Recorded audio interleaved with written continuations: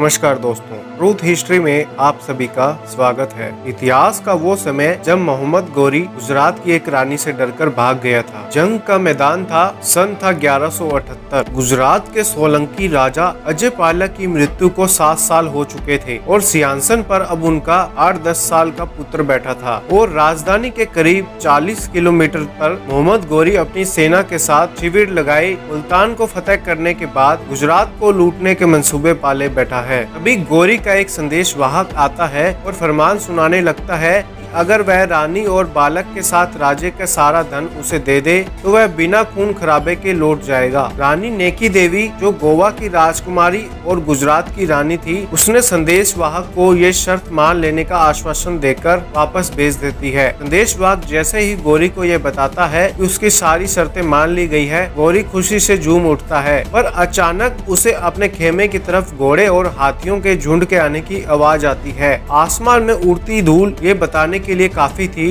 कि सोलंकी साम्राज्य की रानी अपनी गुजरात इतनी आसानी से नहीं देगी। अभी गोरी कुछ समझ ही पाता कि रानी नेकी देवी की सेना मलेच्छों पर टूट पड़ती है। दोनों हाथों में तलवार लिए रानी नेकी देवी मलेच्छों के सर धड़ से अलगती चली जाती है। अभी उसकी तेज धार की तलवार का सामना गोरी से हो जाता है। कुछ इतिहासकारों का कहना है कि रानी ने उसके अग्र भाग पर हमला करके उसके आला है तनाशुल को घायल कर दिया था। उसके बाद रक्त रंजित गोरी अपना घोड़ा लेकर सीधे मुल्तान की तरफ भागा और उसने अपने सैनिकों को बोल दिया था कि रास्ते में कहीं नहीं रुकना है। मुल्तान भागते समय उसका घोड़ा अगर गश खाकर जमीन पर गिर जाता है तो गोरी घोड़ा बदल लेता था, पर रुकता नहीं था।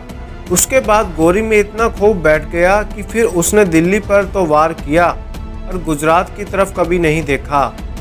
नेकी देवी की गाथा इतिहास में कई दफन रह गई और भारतीय नारियों को स्वाभिमान से जीना सिखा गई।